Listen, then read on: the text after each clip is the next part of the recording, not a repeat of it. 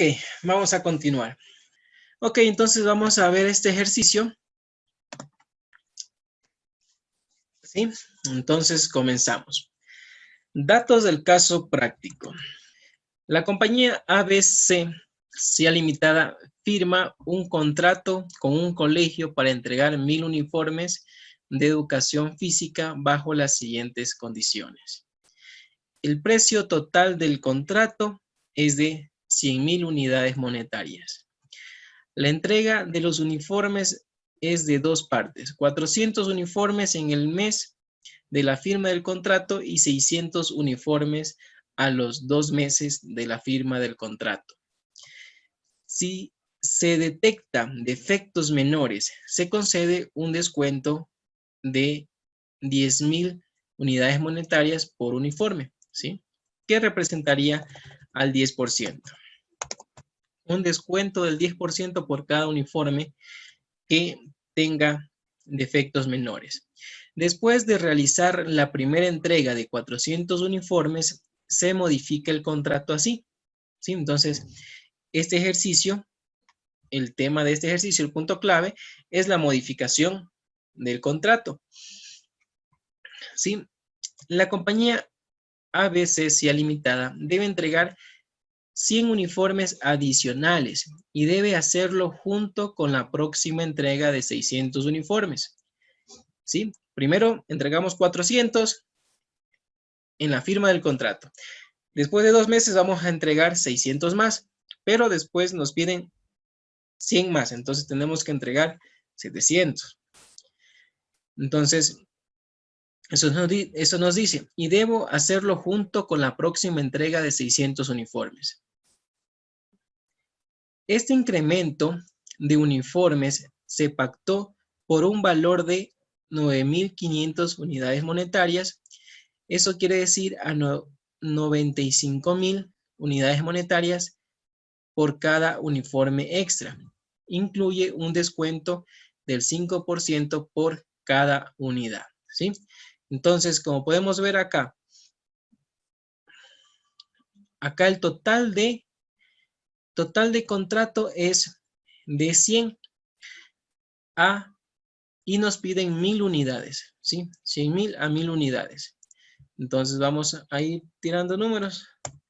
Tenemos 100.000 a 1000 unidades. Esto dividido para esto. Tenemos que nos cuesta 100 cada uno, ¿sí? Entonces aquí nos van a hacer un 5% de descuento y tenemos a 95 los últimos 100, ¿sí? El último pedido que son 100. Dice adicionalmente, después de la primera entrega de los 400 uniformes, se detectaron defectos menores en 65 uniformes. Entonces, nos dice que cada uniforme estos son unidades, cada uniforme es de 100, de estas 1000 unidades, 65 están mal. ¿Sí? Muy bien. Entonces, solución. Primero tenemos que identificar el contrato. Y nos dice, ABC SIA Limitada firma un contrato con un colegio para proveerle un determinado número de uniformes para sus estudiantes. En este sentido, el contrato es escrito. Entonces, hemos identificado el contrato. Están claramente cuáles son las obligaciones de cada una de las partes y las fechas de entrega. Paso número 2. ¿Qué tenemos que hacer? Identificar las obligaciones de desempeño de ese contrato. La primera obligación de desempeño es entregar 400 uniformes un mes después de firmado el contrato. La segunda obligación de desempeño es entregar 600 uniformes 2 meses después de la firma del contrato. Tenemos hasta ahí 2 obligaciones de desempeño. Estas 2 obligaciones de desempeño corresponden al contrato original. Tenemos un contrato original y 2 obligaciones de desempeño.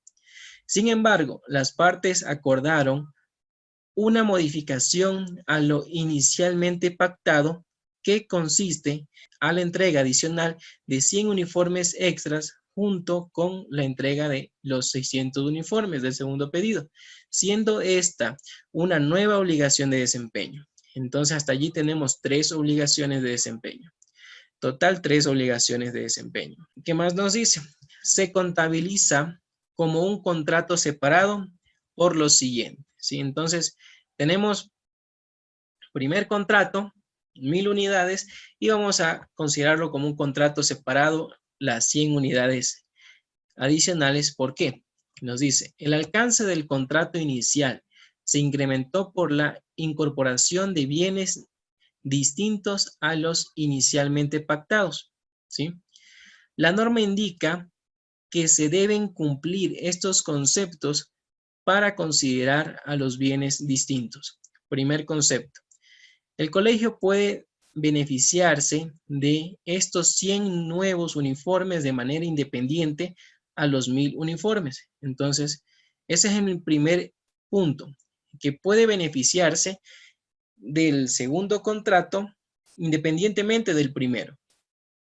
Y el punto B, la entrega de los 100 uniformes representa una obligación de desempeño completamente diferente e identificable a los 2 iniciales. Entonces, aquí hay 2 conceptos claves. Una es que es diferente y la otra es que es identificable. Y el punto 2, de acuerdo con los datos del caso de estudio, se otorgó un descuento por volumen que normalmente se le otorga a cualquier cliente, por lo tanto, se reflejan precios independientes. Ok, entonces vamos viendo. Paso número 3. Hemos visto el paso número 1, que es identificar el contrato. Si hemos identificado el contrato, en contrato firmado están las obligaciones y los tiempos de entrega. Paso número 2, hemos identificado las obligaciones de desempeño, ¿sí? Cada una de las obligaciones de desempeño tiene que darle beneficios al cliente de forma independiente. Entonces, si yo puedo separar, en este caso, cada una de las 3 obligaciones de desempeño, ya puede ir adquiriendo ese beneficio y puede ir transfiriendo el control al cliente. Y paso número 3, tenemos que identificar el precio de la transacción, ¿sí? Y vamos viendo. El primer contrato nos dice 1000 unidades a un precio unitario de 100. Esto quiere decir, precio del contrato, 1000 unidades por 100, tenemos 100,000. Tenemos que considerar que en el contrato nos dice que por cada uniforme, por cada unidad defectuosa, yo voy a darle un descuento del 10%. Entonces, de estos 100, que es el precio unitario, yo le voy a dar un descuento del 10%. Por cada uno, ¿cuántos uniformes dañados hay? 65. Eso quiere decir que hay un descuento de 650,000. Entonces, ¿cuál es el valor del contrato? La diferencia, 100,000 menos este descuento. Y aquí tenemos que complementar a que en este contrato, normalmente con base al historial de la compañía, no han habido este tipo de devoluciones por prendas dañadas. Entonces, es la primera vez que sucede esta situación, ¿sí? Entonces, hay que considerar eso. Entonces, tenemos identificado el precio del primer contrato. Ahora vamos al segundo. El segundo son 100 unidades, de igual manera a 100 cada una, pero acá vamos a darle un descuento del 5%. ¿Sí? Entonces, precio del contrato menos descuentos, tenemos 9,500. Acá está 9,500 y acá 99,350. Hemos cumplido con el paso número 3, que es identificar el precio de cada transacción, ¿sí? Vamos al paso número 4. Vamos a asignarle ese precio de la transacción que tenemos acá. Vamos a asignarle a cada una de las obligaciones de desempeño, que son 3 obligaciones de desempeño. Paso número 4. Entonces, la primera obligación de desempeño es entregar 400 uniformes. Primera obligación de desempeño. Segunda obligación de desempeño, entregar 600 uniformes. Segunda obligación de desempeño. Y tercera obligación de desempeño es entregar 100 uniformes. Muy bien, entonces, vamos a determinar cada uno de esos precios. 400 unidades a un precio de 100 tenemos 40,000. Estamos en el contrato 1, en la obligación de desempeño 1. Entonces, en esta primera obligación, primera entrega que se hizo, hubieron 65 unidades defectuosas, ¿sí? Entonces vamos a determinar cuánto es, y es 650,000. Y determinamos el valor final de la obligación de desempeño 1, que es 39,000. ¿Sí? 40 menos 650, 39,000. Muy bien. Vamos a ver la segunda obligación de desempeño, son 600 uniformes a 100,000. En esta segunda obligación no hubieron esas unidades defectuosas, entonces va el precio completo, 60,000. Muy bien. Y la tercera obligación de desempeño son 100 unidades y aquí hemos dado un 5% de descuento, ¿sí? 100 por el precio y está con descuento, nos da 9,500. Muy bien, entonces tenemos primera obligación 39,000, segunda obligación 60,000 y tercera obligación 9,500. Ahora vamos al paso número 5, es el reconocimiento del ingreso. Entonces, reconocimiento del ingreso ¿cuándo? O en la medida en que se satisfagan las obligaciones de desempeño. Entonces, primer punto, al momento de firmar el contrato no hay reconocimiento de ingreso. Al momento también de recibir quizás una factura, no hay reconocimiento de ingreso. Al momento de recibir un anticipo, no hay reconocimiento de ingreso. Punto 2, al momento de la primera entrega se reconoce el ingreso, el pago y el descuento por los defectuosos. Entonces son 400 unidades menos 65 defectuosas. Y aquí tenemos. Vamos a ver acá los precios. Reconocemos cuenta por cobrar, ¿sí? Porque aquí estamos entregando. Entregamos el primer pedido de 400 uniformes y reconocemos el ingreso por los 400 uniformes y cuentas por cobrar por 400 uniformes, ¿sí? Viene acá y nos pagan esos 400 uniformes, ¿sí? Tenemos el reconocimiento del ingreso y después el cobro. ¿Qué sucede? Después de esa entrega nos dicen, hemos revisado la mercadería y por primera vez usted nos ha entregado 65 uniformes dañados. Ok, entonces vamos al contrato. En el contrato tenemos esa obligación de hacer ese descuento si están defectuosos, no dañados, sino defectuosos. Entonces le hacemos ese descuento del 10%. Entonces eliminamos aquí el ingreso contra un pasivo por defectos, ¿sí? Y ese pasivo por defectos tiene un saldo a favor la compañía que nos está cobrando. ¿Ok?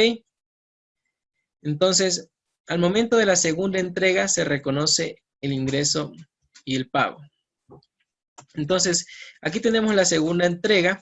Hemos entregado los 600 uniformes adicionales.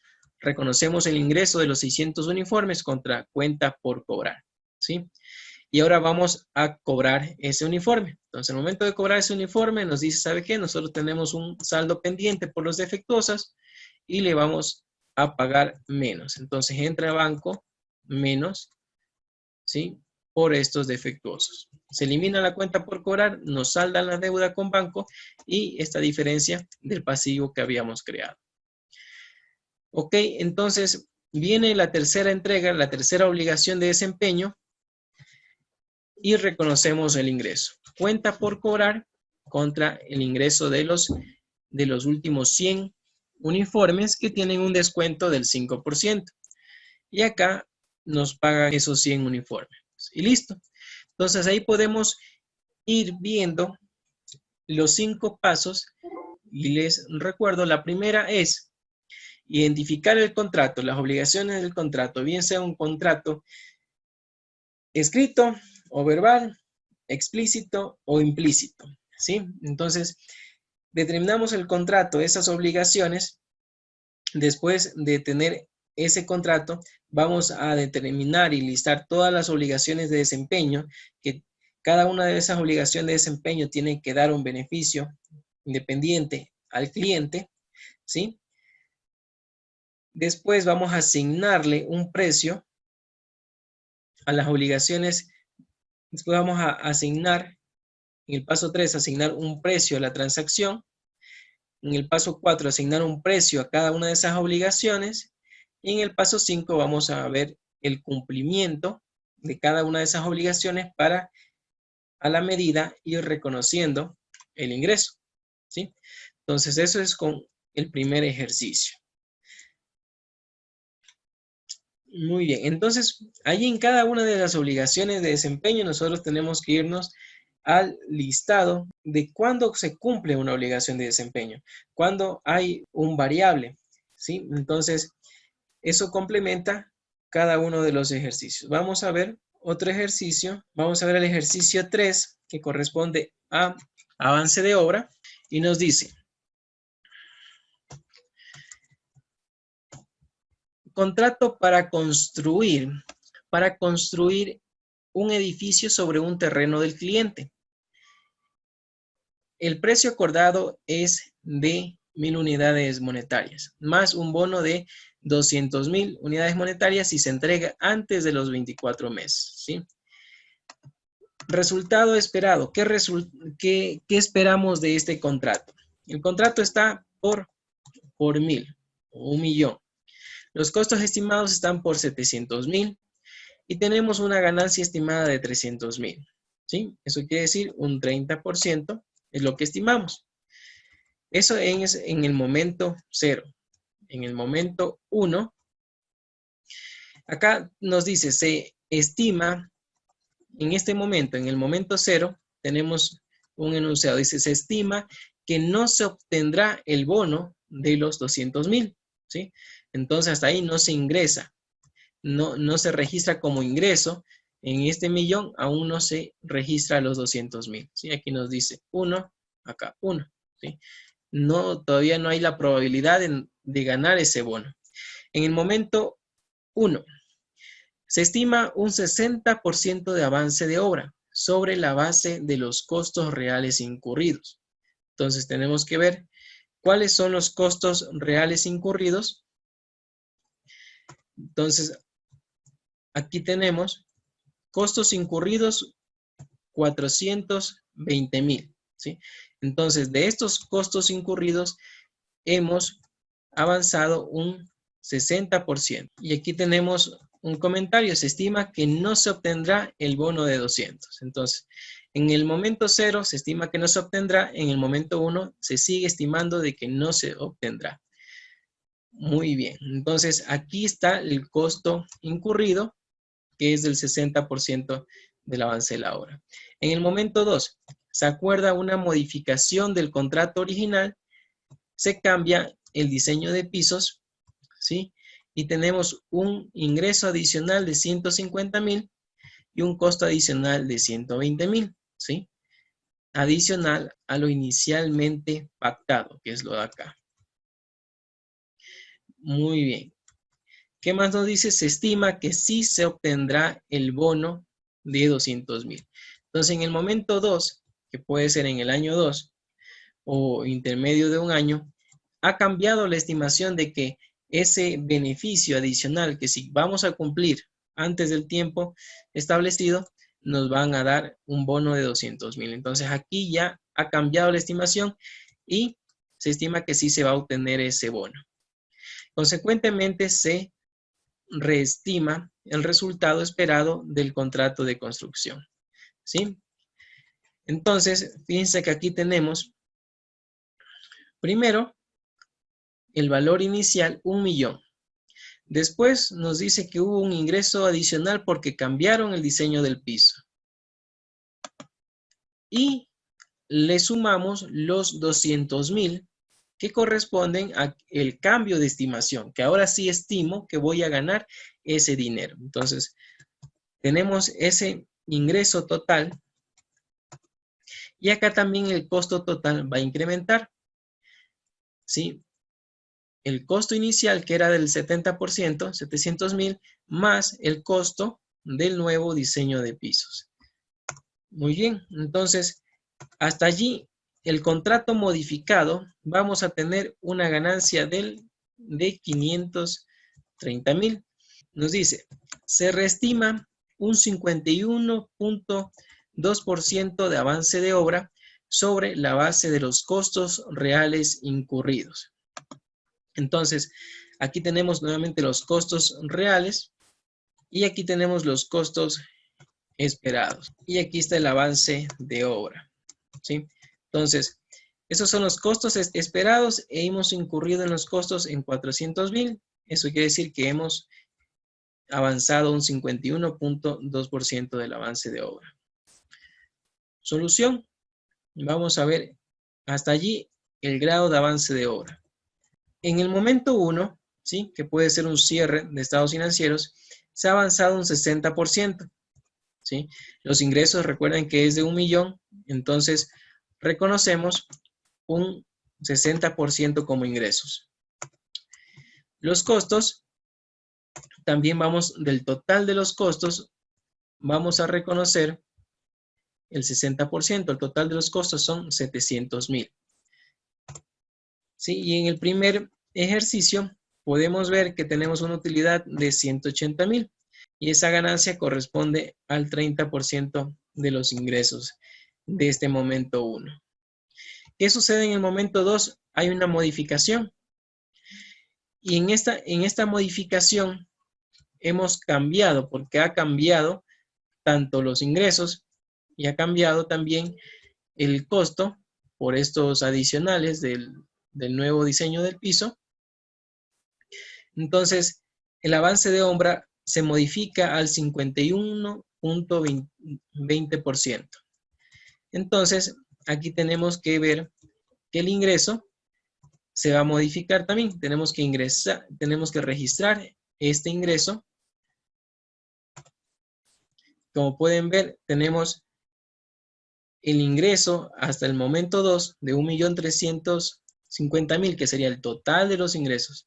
¿Por qué se da esta modificación? ¿Por qué? Porque tenemos un ingreso adicional por el diseño del piso, tenemos un ingreso adicional por el cambio de estimación, que ahora decimos si hay más probabilidades de poder cumplir en esa fecha y vamos a registrar esos 200,000 de bono, de premio que teníamos. Entonces, a ese ingreso total le quitamos el ingreso que ya hemos reconocido, ¿sí? Y calculamos, a ese ingreso total le calculamos el avance de obra 51.2%, que si lo hiciéramos de forma independiente, es de la siguiente manera. Al ingreso total, este de aquí, ahora hemos cambiado de estimación porque ha incrementado el ingreso y tenemos que debería haber sido reconocido como ingreso 691,000, ¿sí? Entonces vamos a hacer un alcance para ese ingreso. Por tal motivo, a estos 691 le quito lo que ya he reconocido como ingreso y hago este ajuste de 91,000 que está aquí, ¿sí? Entonces, ¿cuánto he reconocido en total? Aquí está, 691,000, que pueden ver que es el 51.20%. Y acá, ¿cuánto he reconocido? El costo de 420,000, que también corresponde al 51.2%. Y la ganancia de igual manera. ¿Qué sucedió aquí? Sucedió que el grado de avance de obra por el consumo del costo, que como nos dice el ejercicio, el grado de avance de obra de este ejercicio va de acuerdo a cómo se vaya consumiendo el costo, pasó de 60 a 51%. ¿Por qué bajó? Porque los ingresos incrementaron por ese cambio de estimación. Muy bien, ese es un ejercicio sobre una modificación en un contrato sobre el método de avance de obra. Entonces, vamos a ver otro. Hemos visto dos ejercicios de modificación de contrato. El primero lo vimos completo con los 5 pasos. Y el segundo, ¿qué sucede cuando existe una modificación? ¿Sí? Una modificación, en este caso, por un valor adicional, por un extra variable que podría o no podría suceder. Y eso se va a determinar de acuerdo a si hay mayores indicios que me van a ayudar a determinar que si hay la estimación de cobro de ese bono o no hay la estimación de cobro de ese bono. Entonces hemos visto el ejercicio 3. Ahora vamos a ver el ejercicio 5. Este ejercicio 5 corresponde a opción del cliente de comprar el bien y servicio adicional. Es un derecho significativo otorgado. Muy bien, entonces vamos a ver este ejercicio que nos dice: se vende al cliente Z el producto A $100. Se otorga a este mismo cliente Z en exclusiva un cupón de descuento especial equivalente al 40%. Bueno, equivalente al 40% sobre cualquier compra futura hasta un tope de $100 en los próximos 30 días. Y esto se ve muy comúnmente, ustedes podrán haber visto, cuando se van quizás a Marathon, cuando se van a alguna tienda, cuando se van a un supermercado, le dan un bono o le dan un boletito de descuento. Y eso lo hacen con la intención de que usted en el futuro realice más compras, ¿sí? Entonces, así tenemos aquí. Tenemos que se le vende a este cliente Z un producto de 100 y para engancharlo para una futura compra se le dice, ¿sabe qué? Le damos un cupón de descuento. Y este cupón va a equivale al 40% de descuento de la siguiente compra que usted haga hasta un tope de $100, ¿sí? Y usted tiene ese papelito y tiene vigencia por 30 días. Después de los 30 días, si usted no compra, hasta los 30 días, se pierde ese cupón. Entonces, adicional, la entidad otorga un descuento del 10% a todas sus ventas, ¿sí? Entonces, dependiendo del cliente, se le da, y esto pasa en la realidad, a la fuerza de venta se le da un porcentaje hasta cuánto puede negociar la venta. Entonces le dice, usted vendedor puede negociar, puede dar descuentos hasta el 10%. Entonces, la entidad otorga descuentos del 10% a todas las ventas que se celebren en los próximos 30 días, como un descuento de temporada. Entonces, ¿cuál es la solución de este caso? Nos dice, debido a que todos los clientes reciben un descuento de temporada del 10%, en los próximos 30 días, el descuento que le otorga al cliente Z un derecho significativo diferencial, o sea, un cupón. Es el descuento incremental sobre los 10% en general. Entonces, a este cliente Z no se le está dando en realidad un descuento del 40%, cuando a todo mundo se le da un descuento del 10%. En realidad se le está dando un descuento sobre los 10%. Entonces, o sea, un descuento especial del 30%. Entonces, si yo a todo mundo le doy el 10% de descuento, pero a ti en tu cupón te digo 40, en realidad te estoy dando es el 30%. Consecuentemente, la venta del producto A al cliente Z contiene dos obligaciones de desempeño de la entidad para con el cliente Z. Entonces, hasta allí hemos determinado ya el contrato. Tenemos un contrato, ya que el cliente viene, me compra $100 de un producto y yo en un contrato verbal le digo, yo me comprometo hacia usted a darle un descuento del 40% si usted me consume hasta $100 en los próximos 30 días. Entonces ya hay un contrato verbal y vamos a determinar las obligaciones de desempeño. Entonces nos dice, la primera obligación de desempeño es la entrega del producto A. Viene, me paga, le doy su papelito, puede que coja, lo bote, pueda que lo guarde y lo use después, ¿sí? Esa es la primera obligación de desempeño, entregar el producto A. La segunda obligación es el descuento incremental del 30% sobre cualquier compra dentro de 30 días siguientes hasta un límite de 100, ¿sí? Entonces tenemos dos obligaciones de desempeño de un solo contrato. Con el propósito de asignar el precio de venta, ¿sí? Que es el paso número 3, el precio de venta. Con el propósito de asignar el precio de venta de la transacción a cada obligación de desempeño, la entidad debe determinar el precio de venta independiente de cada componente, ¿sí? Y hasta allí nos preguntamos ¿cómo? ¿Cómo será? Nos dice, con este fin la entidad debe determinar el precio de venta independiente del cupón de descuento del 30%, ¿sí? Porque ya no es 40, es 30, porque el 10 le doy a todo mundo. Para ello, estima que, 1, la probabilidad de que el cliente efectivamente utilice el cupón de descuento es del 80%, ¿sí? Hasta allí, ¿de dónde sacamos eso? Hasta allí, ¿de dónde podemos obtener esa información? De las estadísticas, ¿verdad? Entonces yo voy a decirle, ¿sabe qué? Departamento de marketing, que hasta ahora ese departamento de marketing está encargado, ahora ya no se va a encargar. Le digo, ¿sabe qué? Hágame un análisis de las ventas de los últimos 3 años y dígame de todos los cupones que nosotros entregamos, ¿cuántos vienen y consumen ese cupón? Y nos va a decir que la probabilidad de que el cliente efectivamente utilice el cupón de descuento es del 80%. Y nos dice, de cada 1000 cupones que nosotros entregamos, vienen el 80% a utilizar ese cupón. Entonces tenemos hasta allí ya una estadística. Y 2, nos dice que el cliente adquiere productos por $50 durante los próximos 30 días.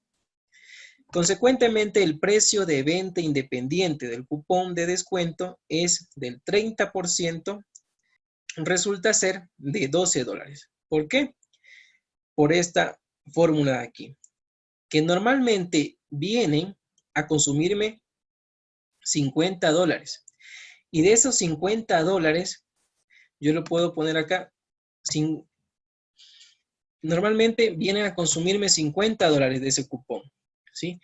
¿Qué probabilidad hay de todo lo que yo vendo que vengan a consumirme? Hay una probabilidad del 80%. El 80% de las personas vienen acá a consumir ese cupón. Hasta allí es $40.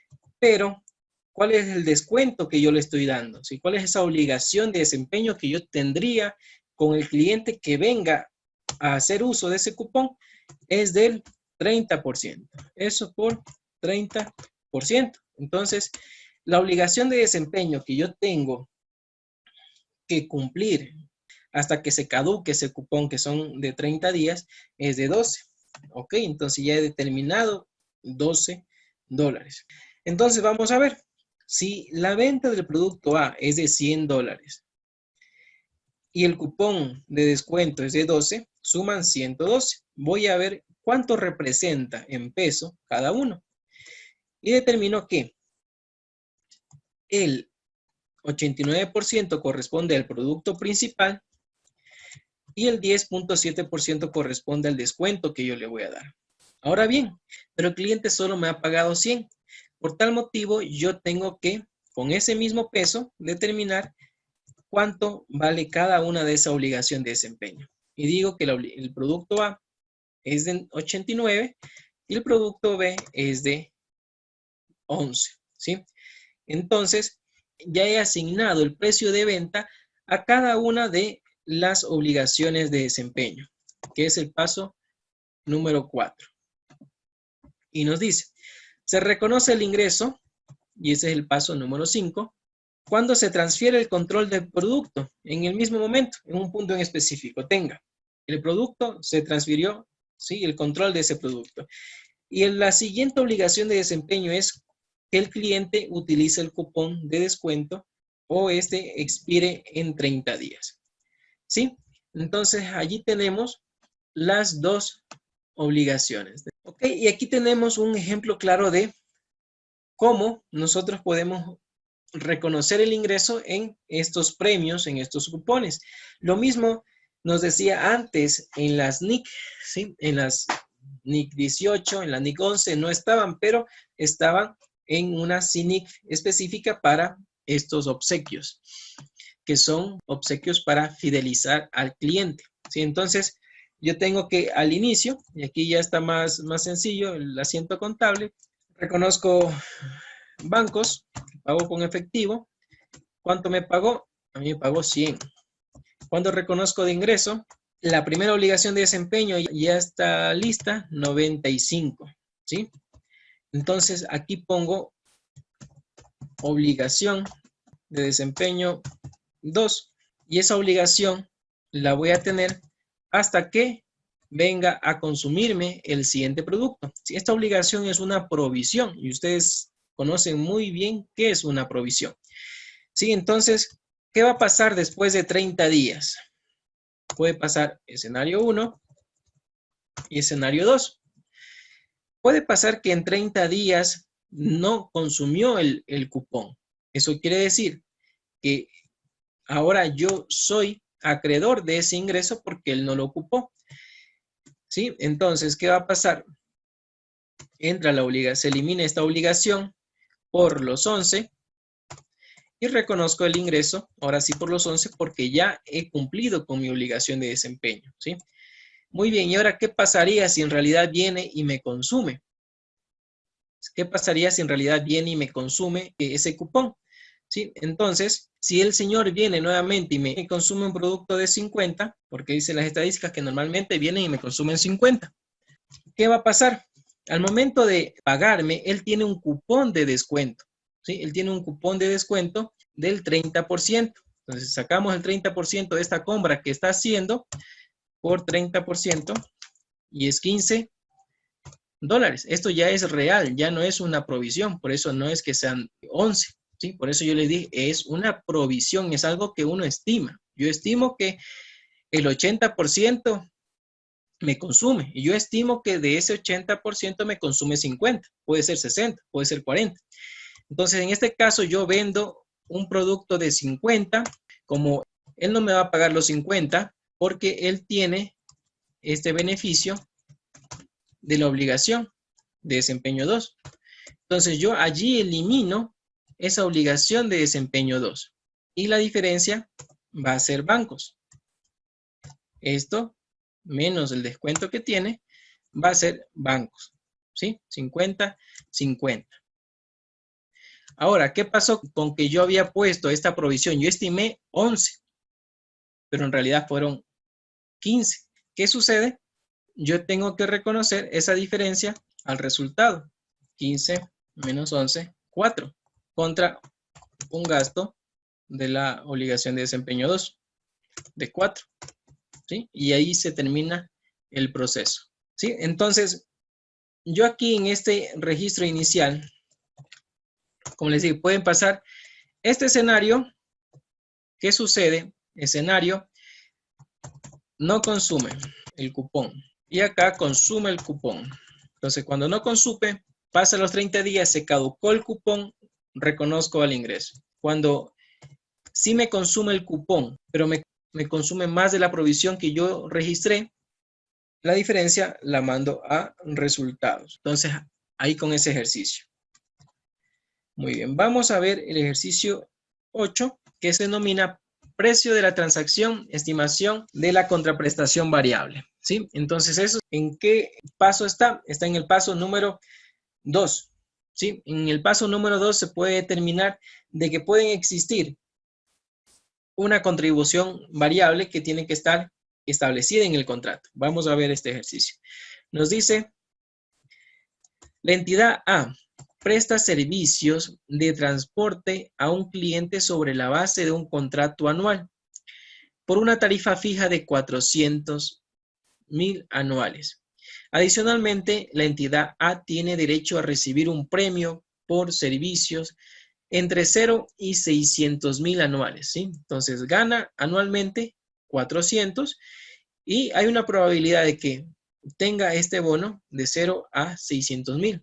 Según el contrato, la entidad estima las probabilidades para ganar el premio. Contraprestación variable, ¿sí? Entonces, esto es una contraprestación variable del paso 2, de la siguiente manera. Entonces, aquí está el premio y tenemos aquí el valor tope de este premio. Puede ganar de 0 a 600,000 si cumple ciertas condiciones. Entonces, aquí tenemos la probabilidad. Es probable que yo no gane nada y la probabilidad es del 30%. Tenemos un 30% de probabilidad también que yo gane 200,000. Tengo un 35% de probabilidad que gane 400,000 y solo hay un 5% de probabilidad que gane 600,000. ¿Sí? Entonces, de acuerdo a este tipo de probabilidades, yo puedo en la actualidad ir distribuyendo o determinar en un punto en específico este bono. Entonces, ¿qué nos dice? Solución.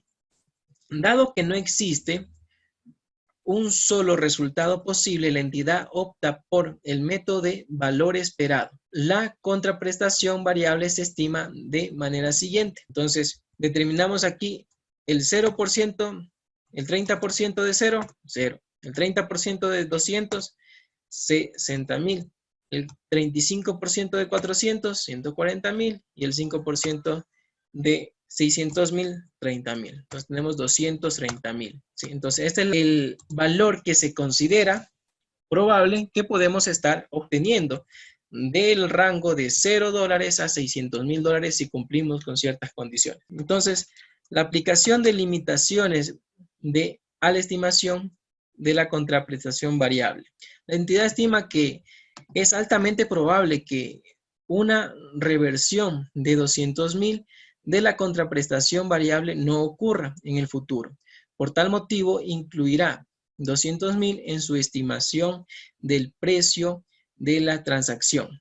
Eso quiere decir, ingreso total 600,000, este sería el bono total, que correspondería a 400,000 más 200,000. Entonces nos dice que puede haber una reversión de 200,000. Al cierre del ejercicio, la entidad estima que es altamente probable que una reversión de 230,000, reversión se hace referencia a que puede ganar esos 200,000, 230,000 que están acá, de la contraprestación variable no ocurrirá en el futuro. Por tal motivo, reestima la contraprestación variable incluida en el precio de la transacción, reconociendo ingresos adicionales por 30,000. ¿Sí? Entonces, nos dice que va a reconocer como ingreso la diferencia entre estos 230,000 y estos 200,000. Ese es el escenario A. El escenario B nos dice lo siguiente. Se asumen los mismos hechos descritos en el escenario A, excepto que el premio potencial al que tiene derecho la entidad ascenderá una de estas 4 probabilidades, de 0 a 200, de 200 a 400 o 600. ¿Sí? Entonces, aquí tenemos los mismos rangos de probabilidades y los mismos montos. Nos dice solución. Si la entidad opta por el método de importe más probable, entonces aquí lo que cambia, fíjense en el escenario A, utilizamos el método del valor esperado y acá utilizamos el método del importe más probable. Dice, si la entidad opta por el método del importe más probable, la contraprestación variable se estima de la manera siguiente. ¿Sí? Entonces, tenemos los mismos resultados. Nos dice una interpretación posible sería que la entidad estima la contraprestación variable en 400,000, que es el importe con mayor probabilidad dentro del rango de aplicación sobre el rango. Aplicación de limitaciones a la estimación de la contraprestación variable. Para incluir 400,000 en el precio de la transacción, la entidad debería además concluir que es altamente probable que una reversión de 400,000 dólares no ocurrirá en el futuro. O sea, una reversión de que voy a reversar esa estimación que yo creo que 400,000 sí pueden dar. Sin embargo, en base a la probabilidad arriba indicada, la probabilidad de obtener un premio de 400,000 es del 40%. O sea, 35% más el 5%. Mientras que la probabilidad de obtener el siguiente rango del premio de 200,000 es del 70%. Eso quiere decir el 30 más el 35 más el 5%. Entonces, consecuentemente, la entidad incluirá 200,000 dólares como contraprestación variable en el precio de la transacción, que sería ingreso total, los 400,000 del contrato inicial, más los 200,000, ¿sí? De la probabilidad de que yo sí pueda obtener ese bono. Entonces, aquí pueden utilizar los dos métodos, método esperado o el método del importe más probable. Esto correspondiente a contraprestaciones variables, cuando existe en el contrato un variable de acuerdo a un cumplimiento o un incumplimiento. Vamos a ver el ejercicio 10 que nos pedían. Y justo esa era una pregunta que... Vamos a ver este otro ejercicio que es también interesante. y es muy común en la actualidad, una venta con derecho de devolución. Entonces vamos a ver. Nos dice, una entidad celebra 100 contratos con clientes. Cada contrato incluye la venta de un bien por $100. Ingreso total 10,000, que es igual a 100 contratos por $100 cada uno. ¿Sí? Entonces, tenemos 100 contratos por $100 cada uno. El efectivo será recibido cuando el control sobre el bien se transfiera al cliente. La práctica habitual de la entidad es otorgar al cliente derecho de devolver cualquier bien no utilizado dentro de los 30 días y recibir un reembolso por el mismo bien. El costo por cada bien es de 60. Entonces, hasta aquí tenemos que cada bien tiene un precio de 100 y el costo es de 60, tenemos un contrato de 100 bienes. Solución. Dadas las características del contrato, la entidad decide aplicar el enfoque de portafolio al conjunto de los 100 contratos. Dado que el contrato permite al cliente devolver el bien si no es utilizado, el precio de las transacciones incluye una contraprestación variable, derecho de devolver. Entonces, aquí está esta contraprestación variable, que es el derecho de devolver esos productos. Muy bien. Para estimar la contraprestación variable, la entidad decide utilizar el método de valores esperado, según el cual estima que el 97% de los bienes no serán devueltos. Entonces, el 3% sí serán devueltos. Entonces, estima un 3% de todos los productos que vendemos, un 3% van a ser devueltos. Consecuentemente, la entidad estima un precio de la transacción en 9,700. Eso quiere decir, desde ya, antes de reconocer el ingreso, dice que yo no voy a reconocer el 100% de los productos, sino el 97%. Ok, que será 9,700. La entidad estima que el costo de reacondicionamiento de los productos devueltos es inmaterial, ¿sí? Entonces, si yo vendo los productos y le quitan el plástico, le quitan el moñito, no es material, por eso no se los considera aquí, y que los mismos estarán en condiciones de ser vendidos. Al momento de la transferencia del control de los bienes, la entidad reconocerá, primero, el ingreso de la probabilidad que no me van a devolver. Entonces, yo tengo la probabilidad de que el 97% de los productos que yo venda no van a ser devueltos. Entonces, por eso yo reconozco 97 productos por el costo unitario del producto. Pero aquí también hay que considerar que existe un pasivo por 300 productos, ¿sí? Que corre por $300 que corresponden a ese 3% que probablemente me devuelvan. Entonces, hasta aquí yo tengo un ingreso por el 97% de los productos que yo vendo y aquí tengo una obligación posible de que me van a devolver esos 3 productos por los productos que se esperan que sean devueltos. Y punto 3, tengo un activo, ¿sí? Que es el costo, el inventario, de 60, el costo de cada uno por 3. Tengo un activo por 180 por el derecho a recibir el bien devuelto. Entonces, así como yo estimo que el 97% de mis productos vendidos no van a ser devueltos, reconozco el 97% de esos productos como ingreso. Reconozco una provisión, un pasivo, que posiblemente el 3% de todos mis productos vendidos me vayan a devolver. Entonces tengo una obligación porque yo tengo que devolver ese dinero que quizás ya me pagaron. Y también tengo un derecho de una probabilidad de que quizás el 3% de esos productos tienen que ingresar a mi inventario.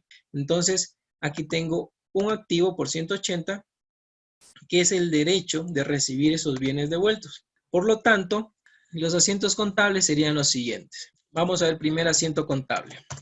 Por el reconocimiento del ingreso al momento de la transferencia de control. Entonces yo entrego esos 100 productos. Entonces voy a registrar cuentas por cobrar el valor de los 100 productos. Sí, 100 productos a $100 cada uno. Reconozco venta, reconozco el 97% que yo estoy seguro de que no me van a devolver. Y reconozco un pasivo, una provisión de devolución, que posiblemente yo tenga que reconocer que posiblemente vaya a desembolsar dinero, ¿sí? Por el 3% de los productos que yo venda. Y por eso se reconoce esta provisión, este pasivo. Entonces, contra el dinero completo que me llegó. Me llegó, entró a bancos o se registró en cuentas por cobrar. ¿Qué más dice? Por la baja de los inventarios. Vamos a reconocer el costo. Por la baja de los inventarios y el reconocimiento del costo de venta. De igual manera, aquí reconocemos el total de costo de venta de 6,000 en primera transacción y sale el stock de 6,000, porque en el stock, en el Cardex, cada uno vale 60, salen 100, son 6,000 y entra a costo de venta 6,000. Hasta ahí, primerito. Pero después, por el reconocimiento del derecho de recibir los bienes devueltos, vamos a afectar ese costo de venta, porque hay una probabilidad de que a mí me devuelvan esos 3 productos, ¿sí? Entonces, nuevamente, disminuyo aquí el valor del costo de venta al debe y acá en inventarios a recibir en devolución creo una nueva línea que se va a llamar inventarios a recibir por devolución, que sería el 3% de los productos que yo venda. Muy bien, cuando se cobran los contratos netos de devolución y se reciben los bienes devueltos. Entonces, esta estimación se ha cumplido, vienen y acá, bueno, inicialmente se registró como cuenta por cobrar, vienen y me pagan y me dicen, ¿sabe qué? Le voy a devolver el 3% de los productos porque algo sucedió. ¿Sí? Entonces, ¿qué tenemos? No me pagan el total de los 10,000. ¿Sí? No me pagan, me están pagando menos porque me están devolviendo inventario. ¿Sí? Entonces, yo aquí en deudor elimino sí toda la cuenta de cuentas por cobrar, ¿sí? Pero no me dan todo el dinero, ¿sí? Y por eso yo elimino mi provisión, porque mi provisión se ha cumplido. Me han devuelto esta provisión que yo creé acá al momento de la venta. Me han devuelto ese inventario. Ahora bien, acá yo voy a eliminar esta cuenta, que era una cuenta controladora, que la creé acá, por la probabilidad de que existe, de que me devuelvan el inventario. Entonces aquí ya me están devolviendo ese inventario. Entra el inventario dañado, obsoleto o que no cumplió con las condiciones, sale y se elimina esta cuenta, que es una cuenta correctora. ¿Sí? Entonces ahí tenemos cómo afecta esta venta con derecho de devolución por una contraprestación variable. ¿Sí? Una contraprestación variable que normalmente sí la tenemos en muchas de las transacciones comunes de nuestros negocios. Ok, vamos a ver. Este ejercicio de aquí es súper interesante, muy aplicado. También el tema el de los cupones también es muy usado. Muchas empresas utilizan el de cupones. Muchas empresas utilizan el de la devolución, que vimos el 10. Entonces, yo ya les comparto todos estos ejercicios, como les digo, son 40 ejercicios y que no lo van a encontrar en ningún lado. Son muy difíciles de encontrar y son muy interesantes, son chiquitos como vieron y son bien prácticos. Y más allá de eso, como me decían, muy aparte de estos ejercicios, ¿por qué no hacemos un ejercicio real? ¿Sí? Un ejercicio real de una empresa real. Pero para mí, con base a la experiencia, esto es realidad. Hacer un ejercicio real lo haría, digamos, en una consultoría en el cual tengo que ver muchos factores. Y esos muchos factores no se los puede tener en un ejercicio como esto. Normalmente este ejercicio te da los puntos claves de qué es lo que tienes que hacer. Cómo yo tomo decisiones con base a estos ejercicios son con información estadística. Y antes yo le decía que esa información en una empresa un poco ya estructurada la tiene el departamento de marketing, ¿sí? Y la tiene hasta ya después de unos pocos años y de ahí van a hacer un nuevo rol que quizás ya lo han escuchado y es un especialista en datos. Ustedes seguramente ya han escuchado por ahí minería de datos, análisis de datos, ¿sí? Inteligencia de negocios, que es un profesional de muy alto nivel analítico que va a utilizar toda la información del negocio para la toma de decisiones. Normalmente las empresas grandes sí mantienen este profesional. Por ejemplo, los supermercados, los bancos. ¿Sí? El hecho de que en una hora en específico hayan 3 cajeras, 4 cajeras, no es de gana. Es porque hubo un análisis de inteligencia de negocios y pudieron determinar de que el cliente tiene un punto de molestia después de los 10 minutos. Después de los 10 minutos el cliente ya se molesta, entonces voy a hacerlo esperar al cliente hasta 10 minutos. De igual manera en las cajas de los supermercados. Saben que tienen que hacer esperar al cliente, no es por voluntad, es porque, o sea, no es de coincidencia, es por voluntad, lo tienen que hacer, ¿sí? Eso se llama inteligencia de negocios. El simple hecho de que si el supermercado detecta que usted compra arroz y compra huevos, le va a poner el arroz en una esquina del supermercado y le va a poner los huevos en la otra esquina. ¿Para qué? Para que usted se ponga a estar paseando por todo el supermercado buscando los huevos. ¿Y cómo sabe el supermercado que usted consume eso? Es porque usted le da sus datos, le da su información, le da su tarjeta de afiliación. Entonces, en esa tarjeta de afiliación se va acumulando todos sus datos, todos sus gustos, todos sus patrones y toda esa información es datos. Y allí se puede hacer inteligencia de negocios. Esa inteligencia de negocios se puede utilizar la minería de datos, que son datos externos, datos de Facebook, datos de búsquedas de Google, y allí se puede ejecutar minería de datos. Y normalmente estos conceptos no los conocemos mucho como contadores, pero con base a esto es que se aplican las NIF, con base a información.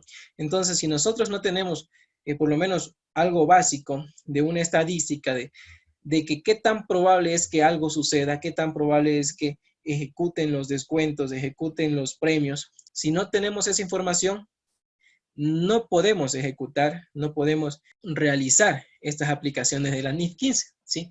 Siempre tiene que haber la probabilidad de una información fiel. Entonces, cuando tenga información fiel y sea probable que ocurra, allí le ejecuto. O si no tengo la probabilidad, no tengo información confiable, no hago nada. Sigo midiendo todo el costo porque no se puede estimar algo que con información que no es confiable. En una norma la vimos, en una norma lo decía en específico, no me acuerdo dónde la vimos, yo les resalté eso que si no hay información fiel para poder, yo creo que es en la NIC 8, cuando vimos estimaciones. Las estimaciones se las realizan, y todo esto es estimaciones, todas las estimaciones se las realiza con base a información fiel, con base a información. Si no tengo una información fiel, no puedo estimar. Y si yo estimo sin información fiel, ya no es una estimación, es un error, ¿sí? Eso lo vimos, que la diferencia entre un error y una estimación. Que usted haya estimado hace 5 años que el vehículo se iba a depreciar en 5 años, no es un cambio de estimación que está haciendo ahora. Eso fue un error, porque usted, sabiendo que las condiciones de un vehículo dan para más de una vida útil de 5 años, usted no tomó esa información que tenía en ese momento y estimó de forma errónea, y eso se convierte en un error, ¿sí? Entonces, primer paso, como yo les he dicho, todo inicia con si es material o no es material. Si usted va a hacer tanto trabajo, más aún en NIF para pymes, tanto trabajo para poder ajustar $10, $100, $500, $1000, ¿por qué lo va a hacer? No lo debe hacer porque no es material, ¿sí? Y para hacer material, ya les he comentado, tienen que ponerse en los zapatos del usuario de los estados financieros y decir que hayan $1000 más o $1000 menos, ¿cambia la toma de decisión mía hacia esa empresa? ¿Sí o no? Si yo cambiara mis decisiones por más o menos ese valor, si yo sí cambiara esas decisiones, ahí es significativo. Si no los cambiara, no es significativo. Entonces, si no es significativo, no lo hago, ¿sí? Entonces, ese es el primer paso. ¿Es significativo? Sí. Bueno, voy a hacerlo. Segundo paso, tengo información para poder estimar una valoración? ¿Sí o no? ¿Esa información sí hay o no hay? Sí hay. ¿Esa información que sí hay es fiable? ¿Sí o no? No es fiable, no hago nada. Sí es fiable, continúo. Voy a hacer el análisis. ¿Sí? Entonces, con base a eso, se interpretan todas las normas, ¿sí? ¿Y dónde están esos puntos claves? Son las cualidades de la información financiera que están en el marco conceptual. Entonces, con base a esas 9 cualidades que les puedo nombrar, que es relevancia, importancia relativa, materialidad, eh, esencia sobre la forma, costo-beneficio. En esencia sobre la forma pueden identificar que más vale la esencia, lo que ocurrió, ¿sí? La prestación de servicio, la entrega de bien, esa es la esencia. Que la forma, más pesa la esencia, que la forma legal de tener un contrato, de tener una factura. Por eso el mismo hecho que la norma nos dice, no es necesario que exista un contrato físico.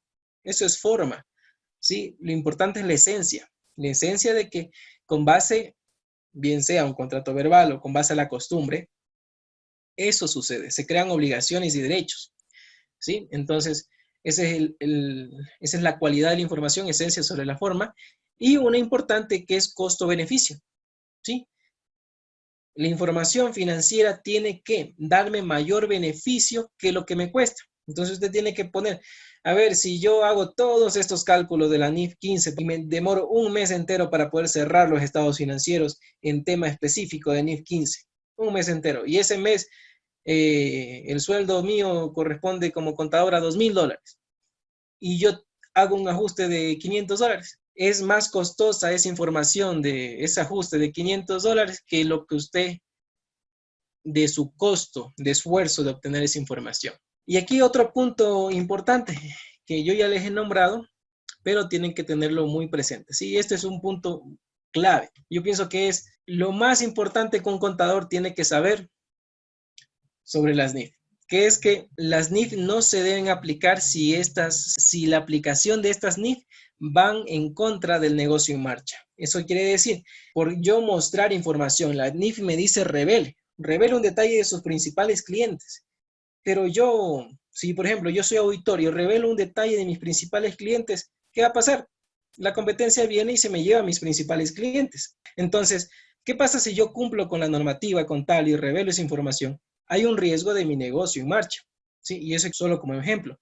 Entonces, si usted, por aplicar una norma en específico, identifica que al cumplir esa norma se va en contra del negocio en marcha o del objetivo de los estados financieros, no lo haga, pero sí tiene que justificarlo en las notas. No se ha hecho esto porque la administración ha considerado que se va en contra del negocio en marcha y estamos en riesgo de liquidez, de negocio, de crédito, y se justifica de esa manera. ¿Sí? Y con eso, solamente con el concepto de que si es significativo o no es significativo, usted le gana a cualquier auditor.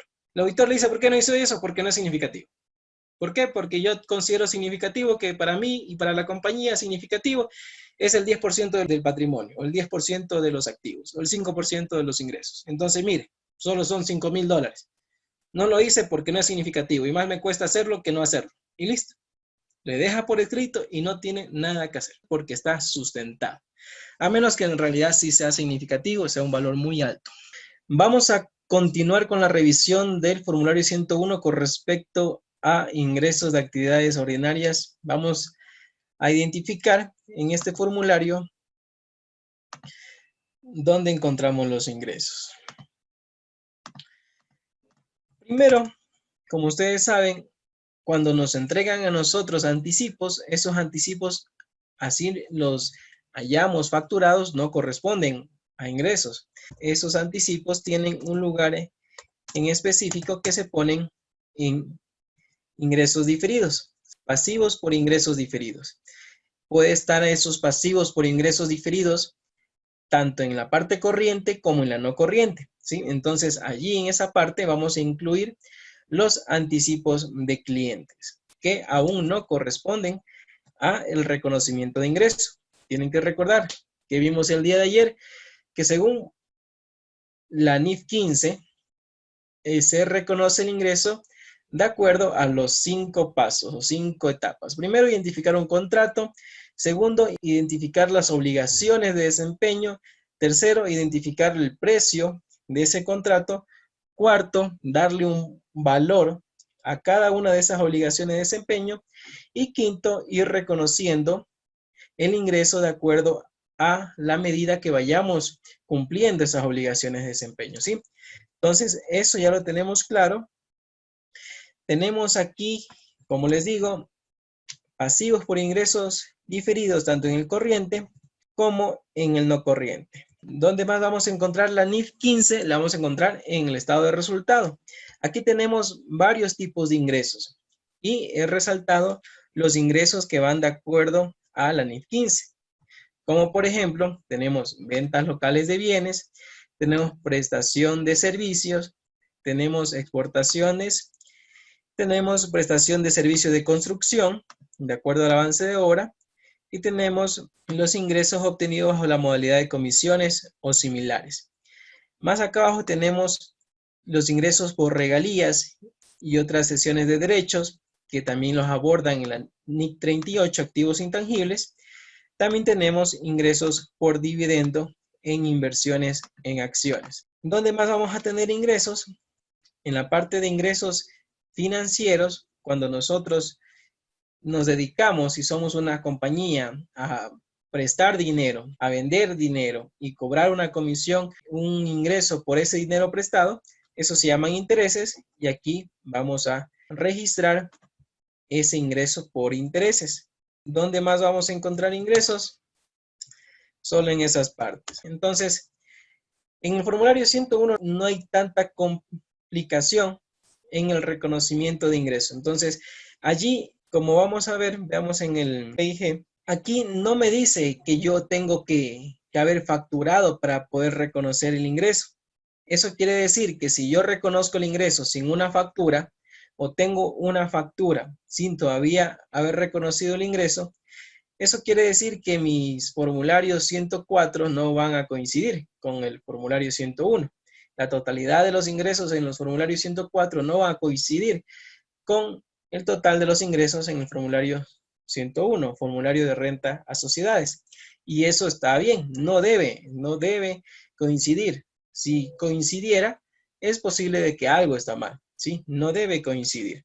Entonces, lo que nosotros tenemos que tener es un control sobre qué ingreso ya ha sido registrado mediante el reconocimiento de ingreso de acuerdo a la NIF 15, qué facturación ya ha sido emitida o qué facturación está pendiente por emitir. Entonces tenemos que llevar ese control para que en algún momento, si el fisco nos pide que rendamos cuenta de que por qué hay diferencias tanto en la declaración de IVA con la declaración de renta, podamos soportar nuestros registros.